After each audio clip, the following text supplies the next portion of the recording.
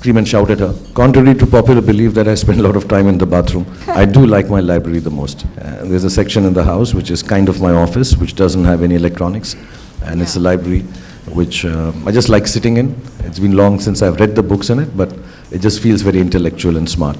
Looks do everything. Who needs talent when you look like me?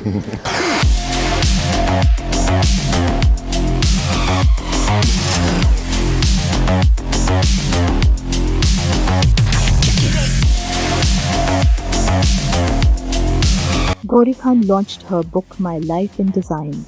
So what are your favorite spaces, Shahrukh? May I interject? Is it okay if I talk in between, or it's just Yes, no, it's a conversation, so no, please butt in. If it's a show, I can just sit and look pretty. No, I was going to ask you, this question was for you, and both of you can chime in. Okay, I just want to say that, you know, when we bought the house we live in now, it was way beyond our means.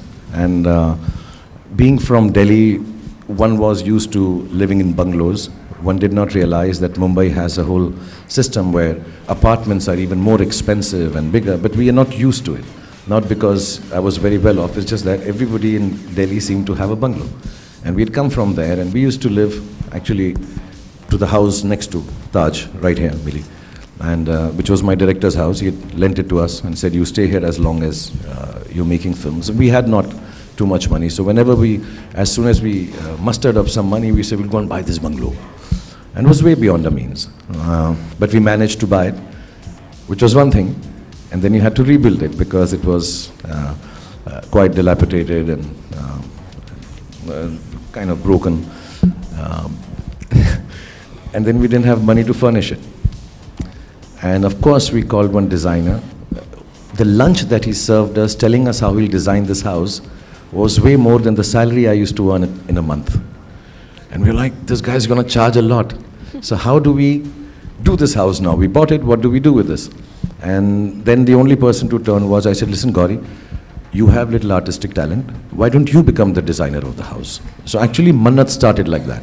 So whatever little monies we earned over years, we kept on buying small things. I remember we had gone down once even to South Africa, I think, and we had little money, and we bought the leather for the sofa that we'll put on. And all those small things we used to buy with, you know, that time when you traveled abroad, I think you got 100 pounds or some amount of money that you were allowed to carry from India. So it was taken only to buy a decoration piece. So it took us a while, and I think that training ground is what actually made her start designing. You know, because Mannat is, if I may say, a little big. And then, you know, for her to start doing something at such a young age, not realizing without a designer, I think that kind of helped her also to learn. And, you know, then from one thing to the other, she kept on designing stuff. And for me, it's very nice that, you know, I don't have to look for another designer. I can scream and shout at her, "No, this is not nice, you change this and all," which I've never done. I'm just joking. I just wanted to say it here in public. And, you know, it's just easier to discuss what we want, because I also have a thing that things should be clean and nice. So I think she started with that whole aspect, and then, you know, she's gone on to design any and everything that we buy now, so yeah. So what is your favorite space in Mannat, and, you know, where you like to hang out? Or? Contrary to popular belief that I spend a lot of time in the bathroom, I do like my library the most. There's a section in the house which is kind of my office, which doesn't have any electronics, and it's a library which I just like sitting in. It's been long since I've read the books in it, but it just feels very intellectual and smart.